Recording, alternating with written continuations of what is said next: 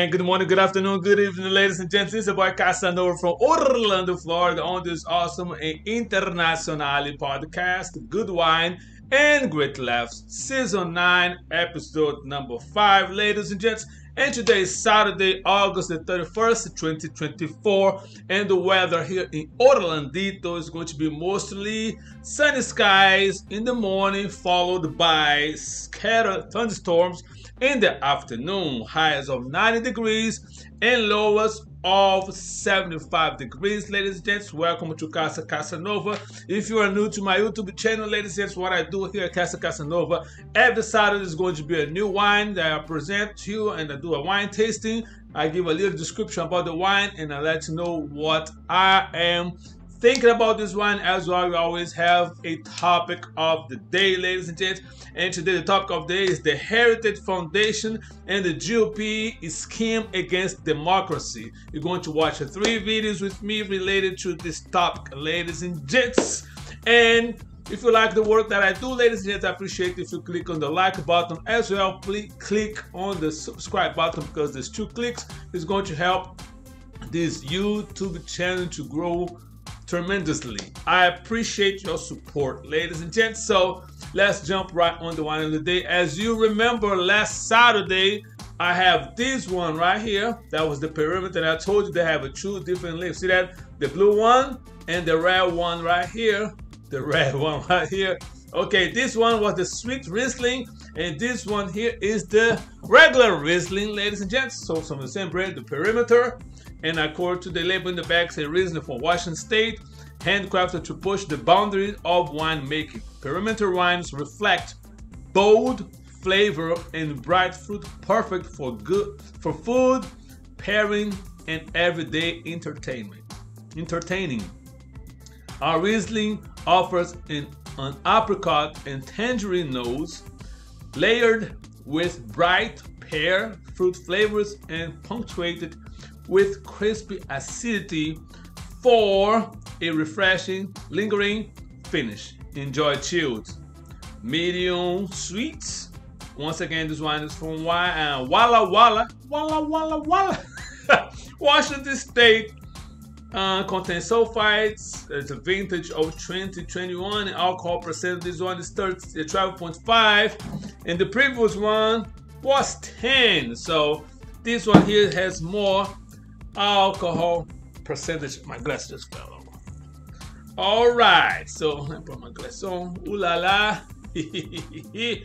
Let's see what the wine is all about. On the previous one, I gave a 10, I believe. So let's see if the regular Riesling. I really like this one because the alcohol percentage of this wine is a little bit higher than the other one.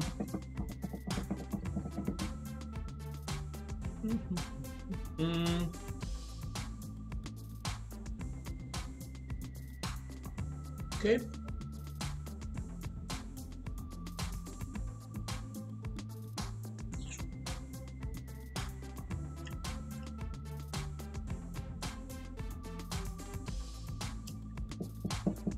It's a very good wine, ladies and gents.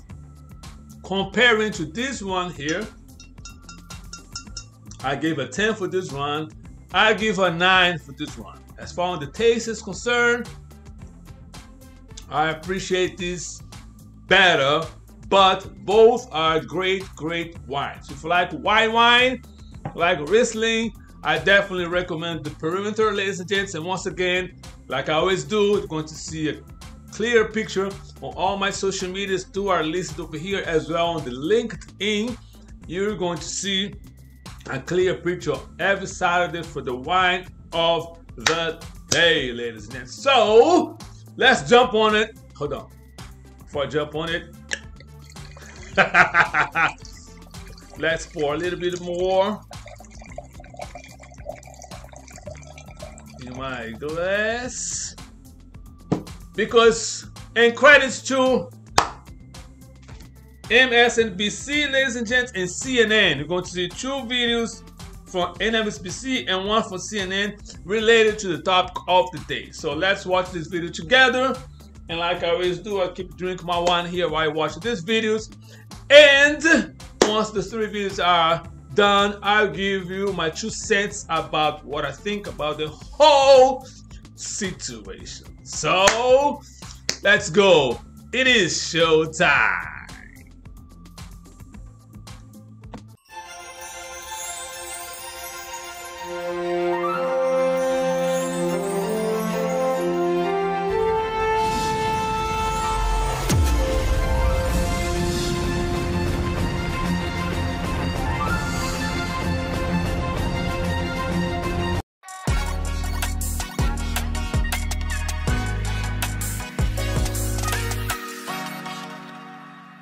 I want to take you all the way back to 1980. Ronald Reagan had just won the presidency. A young political research group and think tank called the Heritage Foundation independently published a plan.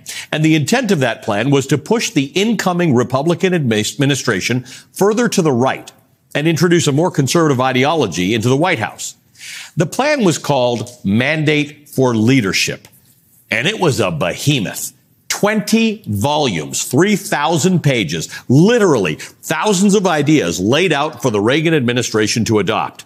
Those 3,000 pages were later distilled down to a simple 1,000 pages, and eventually it was published as a book. Reagan ended up asking the Heritage Foundation to give a copy to every member of Congress, and soon enough, this book became a bestseller nationwide. The Washington Post wrote this about the Mandate for Leadership in 1980, quote, "The Heritage Foundation, a conservative Washington research group, today proposed an action plan for swinging the government to the right as fast as possible. It is clearly a hope chest of the mainstream right wing, predictably coming down hardest on environmentalists and on minority programs, restrictions on the military, the intelligence communities, and free enterprise," end quote. That was written nearly 44 years ago. The Heritage Foundation estimates that within a year of handing over its very first Mandate for Leadership in 1980, the Reagan administration had implemented 60% of their 2,000 plus proposals.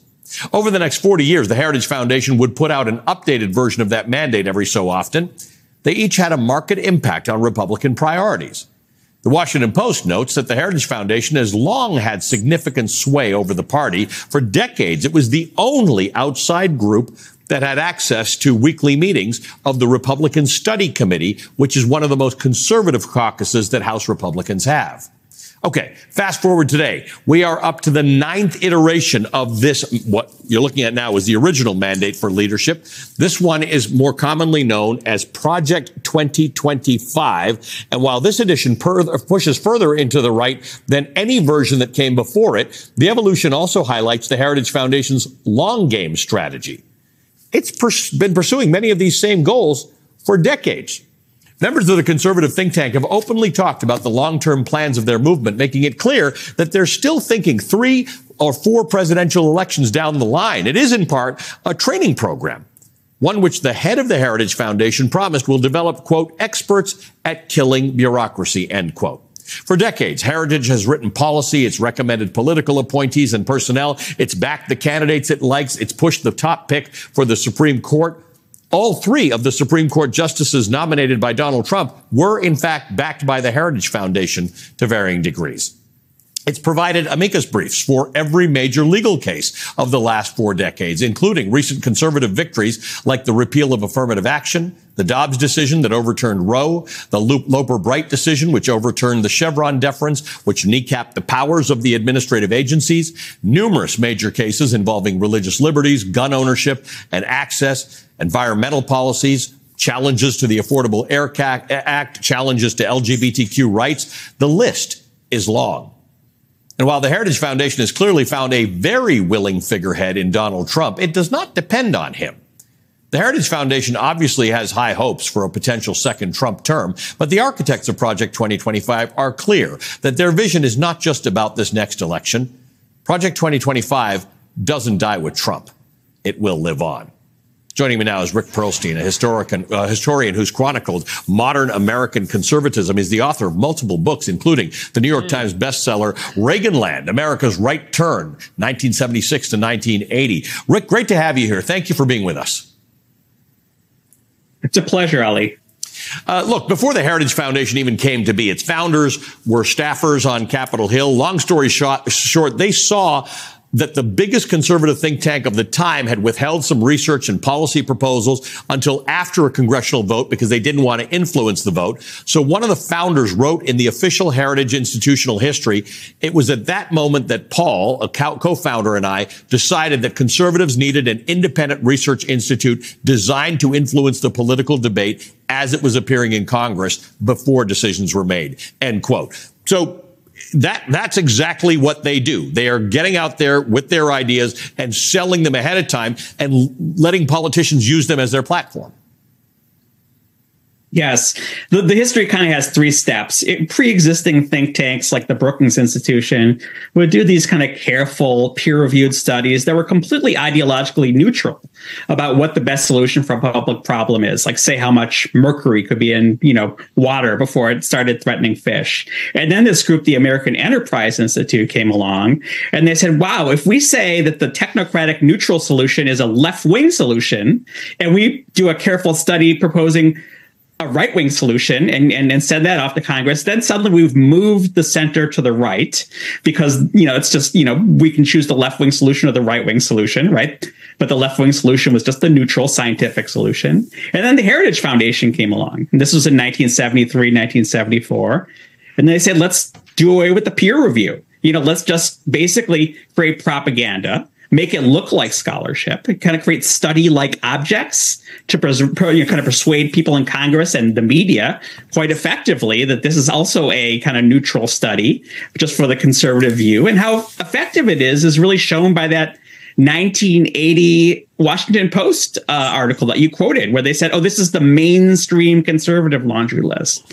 When it was, really a quite radical, extraordinarily extreme group. One of the first things they did, if I may, in 1974, there was a kind of a battle over textbooks in West Virginia.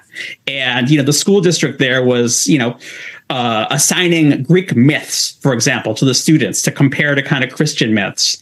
And people got so mad about this that a right-wing fundamentalist blew up the school board building with dynamite. Jeez. And one of the first things the Heritage Foundation did was send a lawyer down to defend the terrorists. And, by 1980, they're seen as mainstream and they're kind of informing the Reagan administration. Something you said is really interesting, that it's disguised as scholarship. And one of the reasons why we do something on Project 2025 on every single show since this has been published is because it's horrible scholarship. It's not scholarship. It's hard to read. It's 922 pages, and your brain's not better for having read it. And I say that because I'd be happy to read lots of good conservative scholarship on stuff. But that is an interesting point. This is a laundry list. It's a bunch of things shrouded in a whole bunch of political language that is just meant to be used by people who need it to get elected.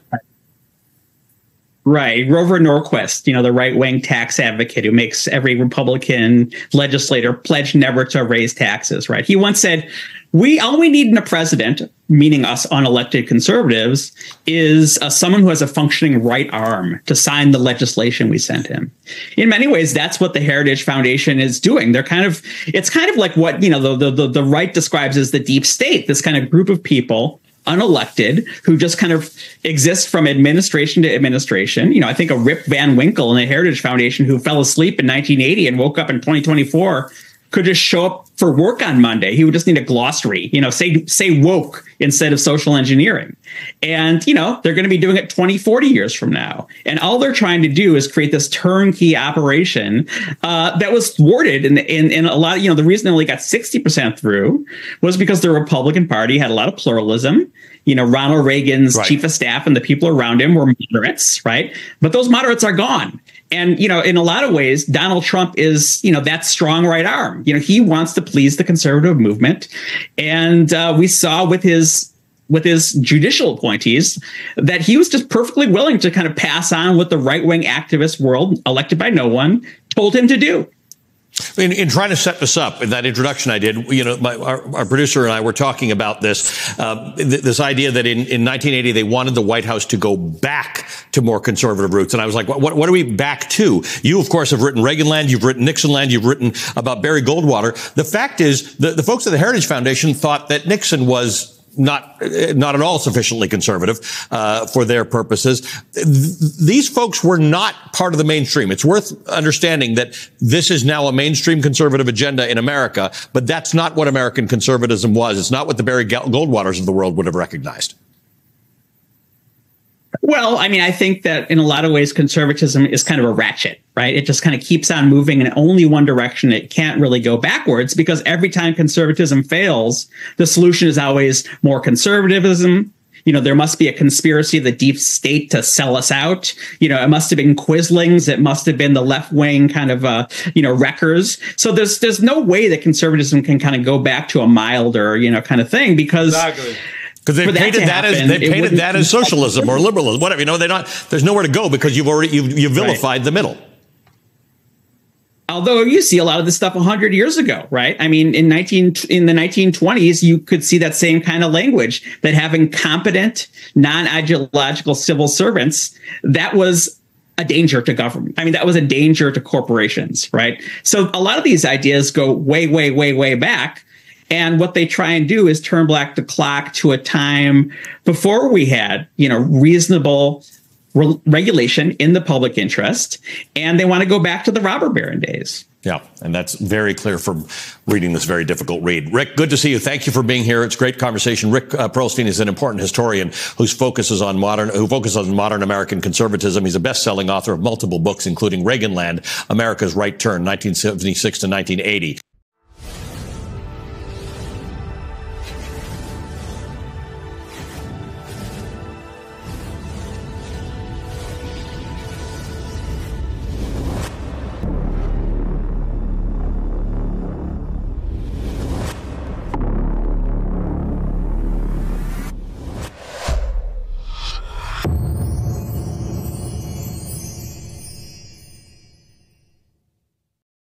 Republicans are in a full state of panic. With each passing day, poll after poll shows Vice President Kamala Harris ahead of Trump nationally, 49% to his 46%. Harris managing to lead Trump in swing states like Michigan and Wisconsin while narrowing his lead in Georgia. And we know what Trump leans on when faced with bad polling. Our primary focus is not to get out the vote. It's to make sure they don't cheat. Because we have all the votes you need. They are going to cheat like hell to win the election. The Republicans, however, are listening and building a pathway to challenge a potential Harris victory. In Georgia, the GOP-controlled state election board approved a new rule that could throw the state's vote count into chaos this fall, providing an additional avenue for election officials to delay certification of results should they choose to. As ProPublica reports, the rule was secretly pushed by the board, which consists of pro-Trump election deniers. And before the board approved it last week, nationally prominent conservative activists reportedly spoke in support of the rule, including a representative from, you guessed it, the Heritage Foundation. Now, this threat to democracy is not exclusive to Georgia. Over in Wisconsin, a Texas-based group called True the Vote is teaming up with sympathetic sheriffs to monitor polling locations and drop boxes. The group is known for peddling false claims of voter fraud in 2020. The group's co-founder says the program is, quote, mainly focused in Wisconsin, but we do have a scalable program. Trump is also getting help from a key ally, Matt Schlapp, head of the American Conservative Union Group and organizer of the annual CPAC conference. Last week, Schlapp sent a letter to officials in at least 3 states, Arizona, Georgia, and Wisconsin, laying out plans to monitor ballot drop boxes. In the letter obtained by the Washington Post, Schlapp warns Georgia Secretary of State Brad Raffensperger and Attorney General Chris Carr that, quote, failure to do so risks that the results of the November elections will be questioned by those who did not support the winning candidate. In case it is not obvious, Republicans are partying like it's 2020. Trump's efforts to overturn the election thankfully failed back then, despite all his efforts, including that infamous phone call for Georgia's Secretary of State to find the votes. And let's not forget the attempted coup on our Capitol. Since then, Trump's election denialism has only ramped up. He spent his time out of office priming his supporters for a loss in November. And don't forget key figures that saved democracy the last time around. They're now gone, like Mike Pence. Trump's allies are no doubt watching and ready to act. Listen to how Trump praised members of Georgia's election board earlier this month. The Georgia State Election Board is in a very positive way. This is a very positive thing, Marjorie. They're doing a great job. 3 members, Janice Johnson, Rick Jeffries, and Janelle King, 3 people, are all pit bulls fighting for honesty, transparency, and victory. They're fighting. Joining me now, Anna Bauer, Fulton County correspondent at Lawfare, and Dave Ehrenberg, state attorney for Palm Beach County, Florida. It's great to have both of you with us.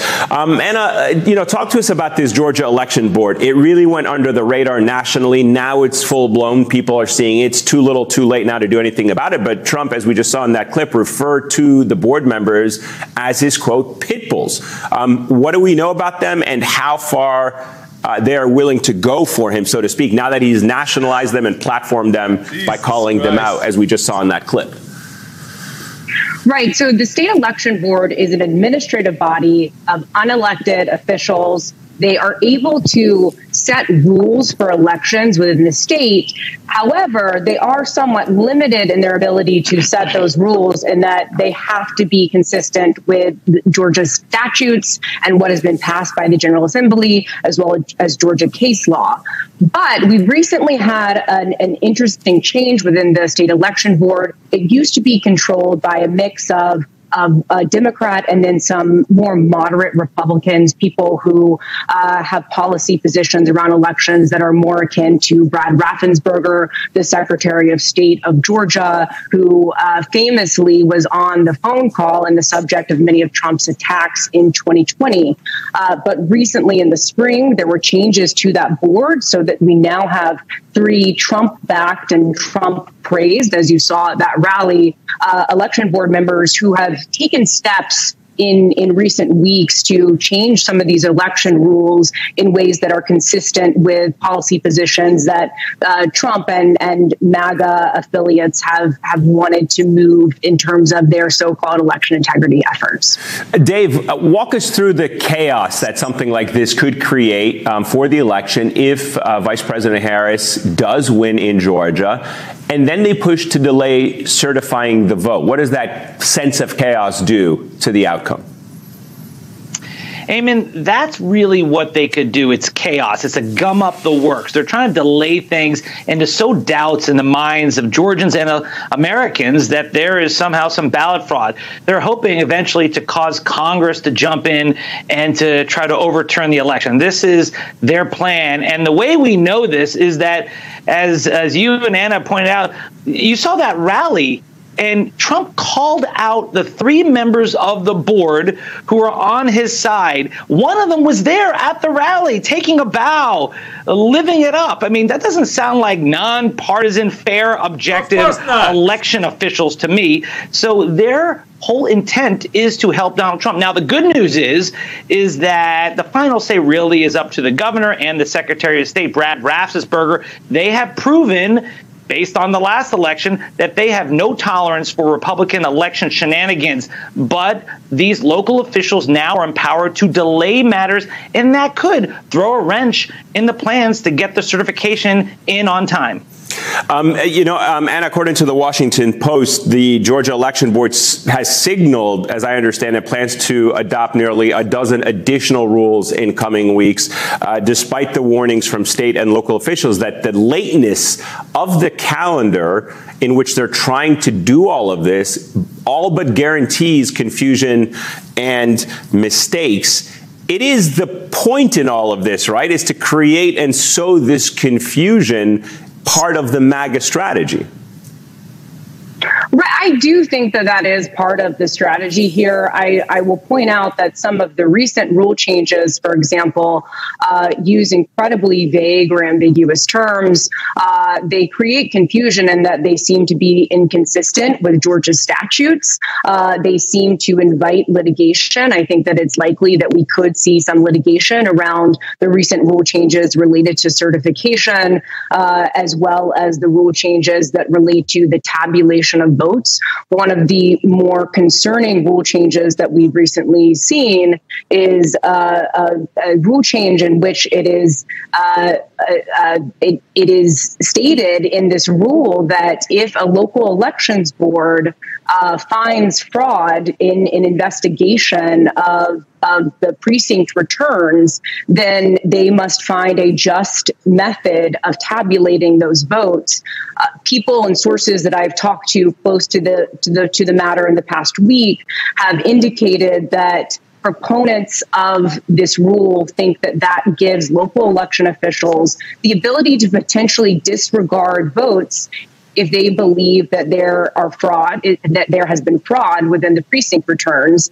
That is very concerning, because it's not just a delay of certification that Dave was talking about, but it is fully disregarding and changing tabulation of the votes, which is not at all consistent with what Georgia courts have said is the duty of local officials when they are certifying the election results. They have a very limited discretion to just look at mathematical errors, to tabulate the votes. They don't have the ability to make qualitative decisions about whether or not there has been election fraud. That is for the courts to decide. Dave, let's talk about the group True the Vote. And it seems like they're teaming up with sheriffs in swing states, as we mentioned, like Wisconsin and elsewhere, to monitor polling locations and drop boxes. From a legal point of view, where is the line when it comes to voter intimidation? It's one thing to monitor elections generally. We have a pretty robust system in which candidates and their parties are allowed to do that. It's another thing to shop around for sympathetic organizations, to be outside on the streets, seeing people as they cast their ballots.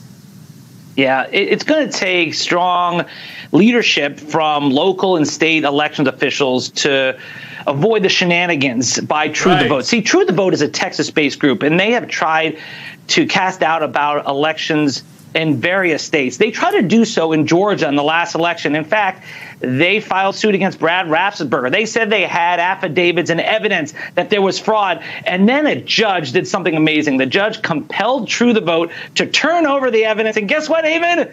They had nothing. None. They were lies. They're a bunch of phonies. And when it comes down to it, they're just a hollow shell themselves. They just have a lot of show and no go. But they can do damage if they have a sympathetic election official on their side. That's why it's important who the secretaries of states are in swing states and the governors. Fortunately, it looks like, at least in the swing states, the secretaries of states, the election officials at the top level who actually have power, are there to protect elections rather than prevent people from voting. Amanda, the reason Trump failed to overturn the election in 2020 was obviously because, we had proper guardrails to block him, perhaps even Mike Pence having that moment of clarity and sanity to not overturn the election.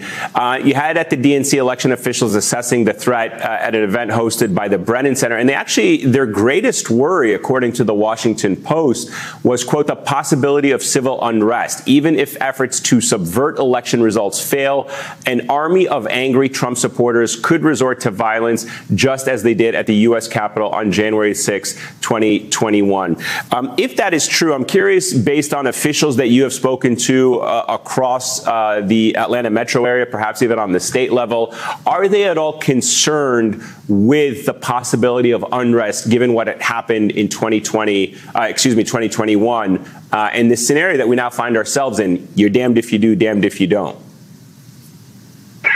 Election officials are very much concerned about the possibility of unrest and potential violence. Keep in mind, it's not just on January 6th that there were examples of civil unrest and violence. It's also in the wake of the 2020 elections. There were precincts that had demonstrators go to the precincts. There were threats of violence at various election places. I recently saw a presentation at an election security conference by officials in Arizona and Maricopa County who talked about a security perimeter that they've had to include in the precinct because of what happened in 2020 with pro-Trump demonstrators showing up at the polling place and threatening violence. And so certainly this is something that election officials are concerned about. They're gearing up to protect election security, both within the polling place and then also on the outside from individuals who may be threatening violence.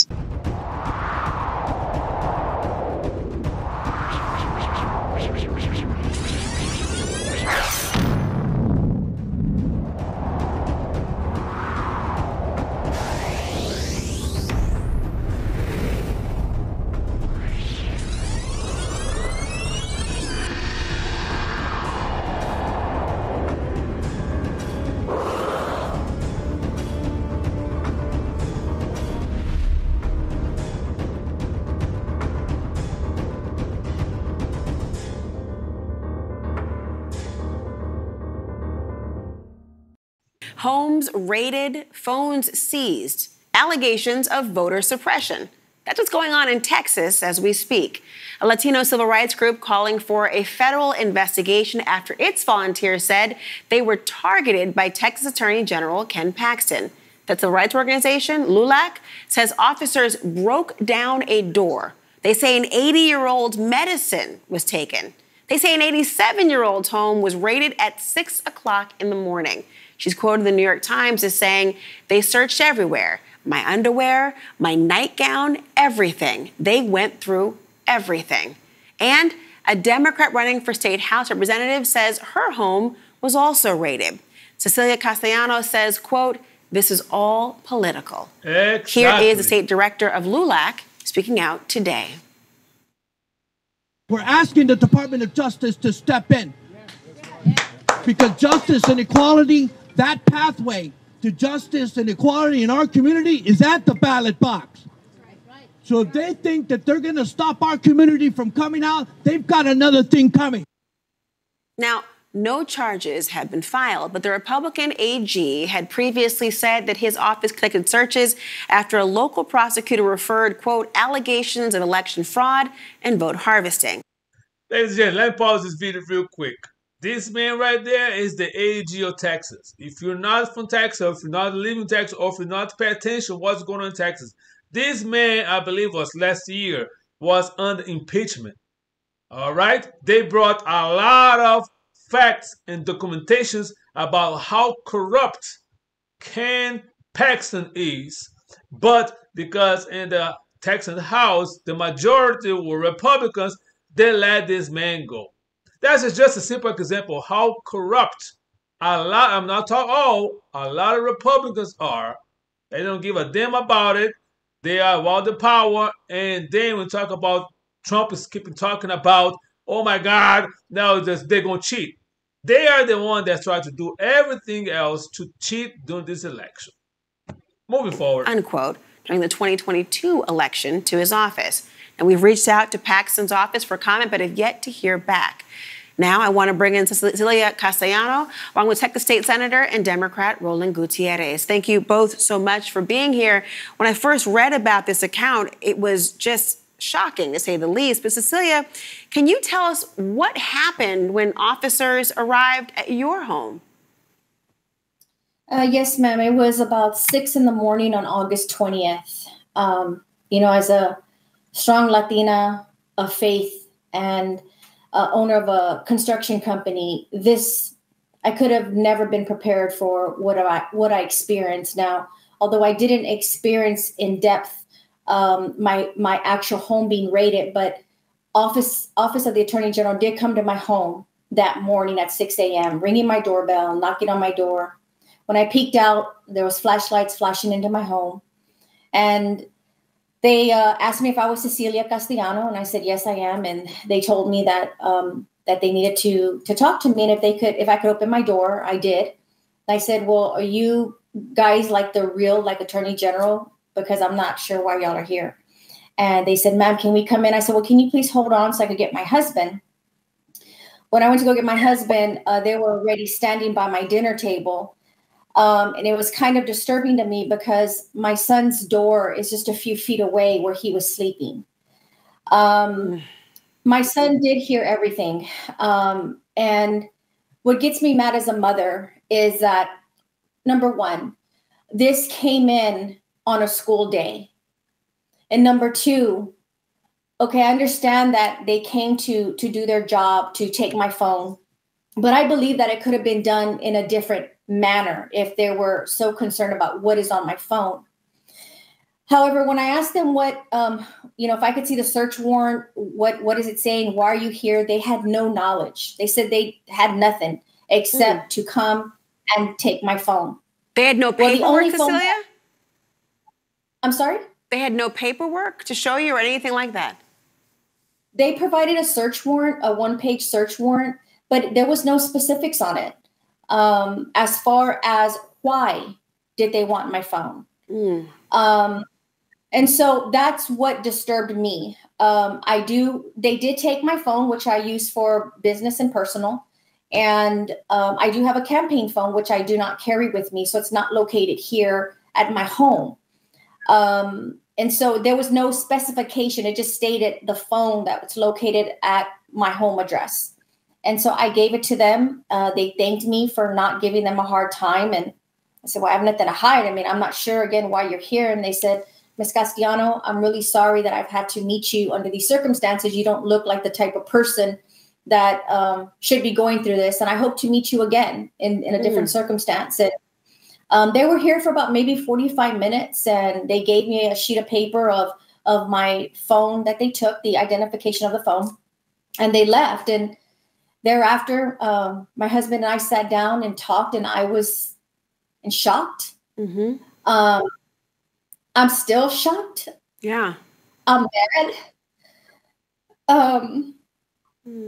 I'm more mad because my son was a few feet away.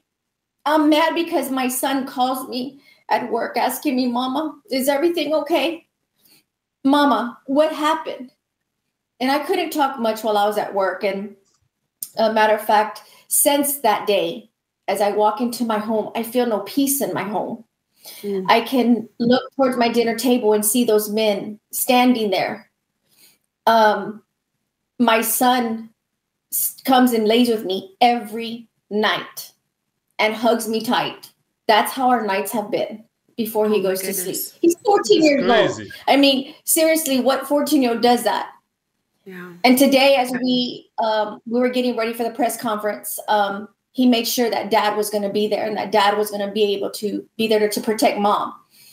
And I told him yesterday after church, I said, son, sometimes when we're led to do something for the right reasons and to fight for the right things, we got to go through the valley. We got to go through the storm.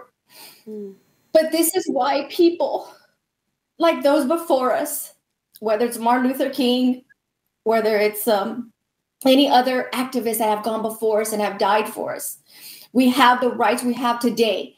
But today and passed on August 20th was the day that they violated my home, and they broke and took away my rights, my freedom in my own home. Oh, my goodness. Senator Gutierrez, I'm going to bring you in. Just hearing Cecilia describe this, and as a mother, just hearing what it must have been like to try to explain this to her son, to relive this moment here today.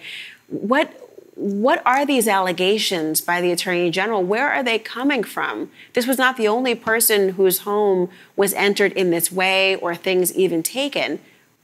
What is the basis? No, it doesn't appear that there is any, Laura. I mean, the fact is that this guy, this Attorney General, who has been indicted, as you know, in the state of Texas and on seemingly some kind of probation for securities fraud.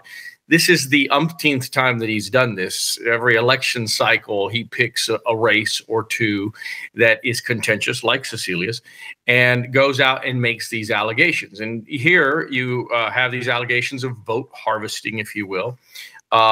Three from an affidavit of an election 2 years ago. I still have the pieces of the affidavit that I've seen have no real specificity, which, as you know, in a criminal court doesn't really hold up.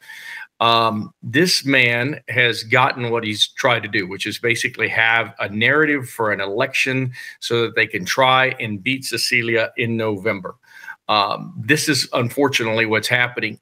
It would be comical if it weren't so tragic, because you had an 87-year-old great-grandmother who seemingly the cops came into her house for a couple of hours at a time. She was in her bathrobe.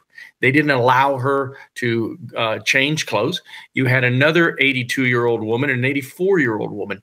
This is what's happening in my district, and this is the Republican narrative that they're trying to frame throughout the country. Sadly, it's not a narrative of positivity of how they're going to change things for the good in America, but rather it's a narrative that is simply stated to try and scare people and keep them away from voting in November. And that's in essence what they've done in the Latino community in South Texas here. It's voter suppression, it's voter intimidation, and the net effect is that less people will be voting because of it. This was so important to hear what your experience has been. Cecilia Castellano, Senator Roland Gutierrez, thank you so much, both of you, for sharing what has happened. Truly unbelievable.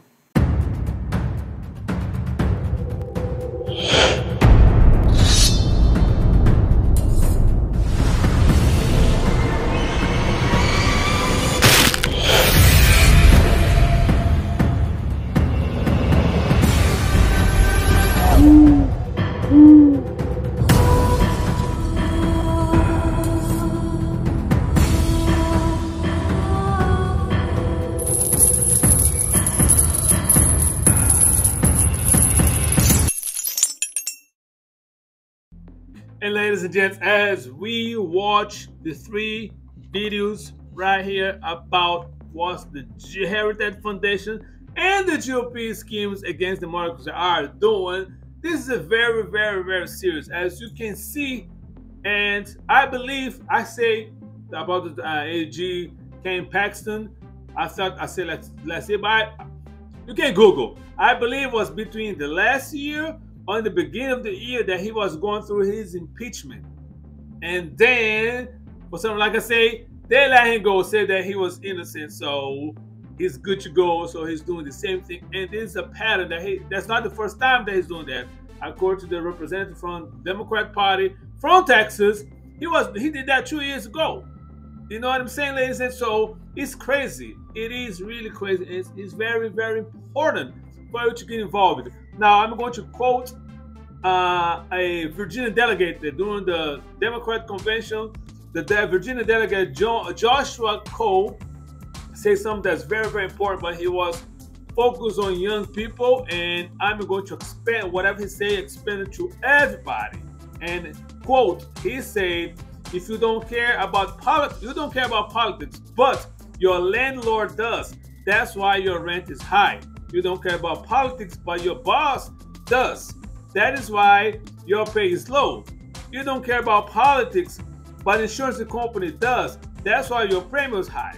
So if you're not on the table, you are on the menu. And I agree 100% with what he said, ladies and gentlemen. If you do not participate, if you do not get involved and not pay attention to what's going on, and I said that many, many, many times, and I'm going to still say until my last breath in this body, that politics is a necessary evil. You cannot complain about it. You're not going. You cannot be bitching about it if you do not get involved. And you need to find the fact. There's a whole lot of people talking trash about Kamala Harris, about her previous record, and everything was a lie. Don't believe me?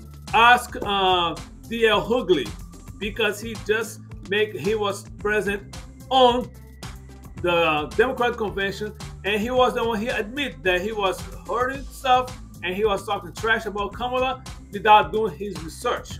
When he started doing his research about Kamala's record as a Attorney General in California, he saw the great work that she was doing related to the community, related to black people, and all the people in his area, in his jurisdiction as far as Attorney General was concerned, ladies and gents. So I'm saying this to saying that if you do not get involved, there's too much at stake.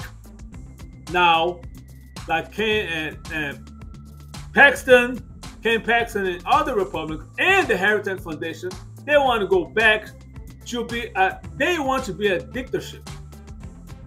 Ask the immigrants from Venezuela how Maduro and Hugo Chavez did in their own country. Go ahead. And I don't understand why Cubans that came from a dictatorship regime with Castro, now when it came to America, all of a sudden now they're Republicans. Doesn't make any sense to me at all, because you know how bad it is. So if you do not pay attention, ladies and gents, if you do not get involved, if you do not get focused on it and do your own research, you will see. And that's a topic for different podcasts related to I don't understand why Trump still have 44%, 40-some%, and all he's done. Now, also, there's some people that believe in what Trump wants to do. And there's another part of the segment of the American population that wants to have all about white people. You know, there's somebody, I'm going to do a podcast related to Dred Scott. That was a black guy back in the days that went to court about his situation, his livelihood, and then they shut him down because he's a black man. As a black man, you're not a citizen.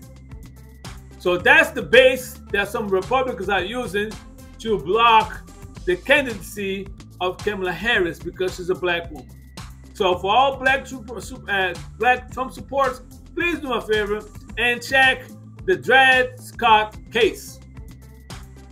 And I saw another TikTok I was laughing so hard. This guy said, for all black Trump support, please do me a favor, go to a Trump rally without saying anything and without wearing no MAGA paraphernalia.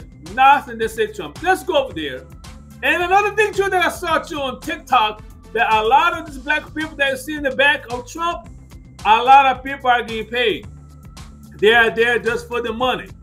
Like I said, it's just a gig, man. It's just a gig. I mean, he just to collect these coins, to get this change, you know, and go buy my business.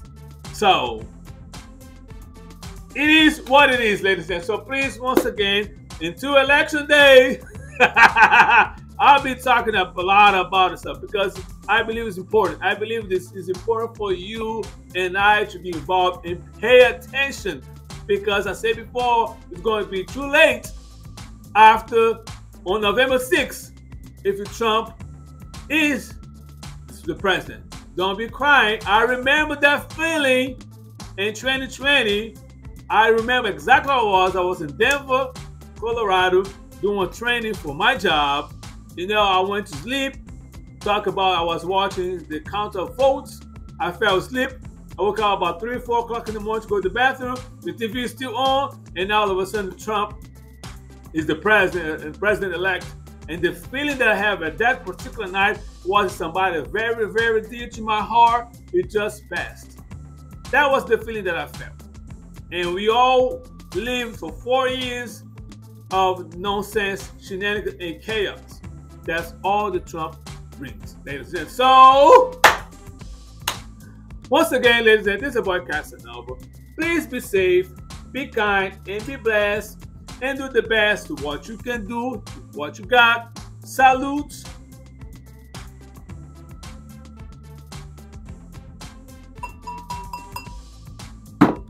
And I see you next Saturday with another awesome podcast episode.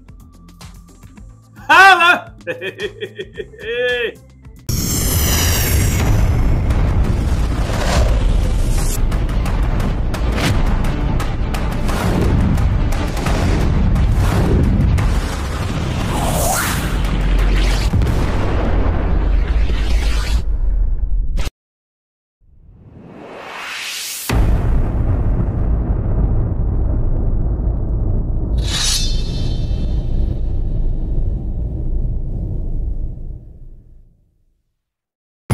Sucker rappers get lost. Coming from the bottom, moving straight to the top. Coming with the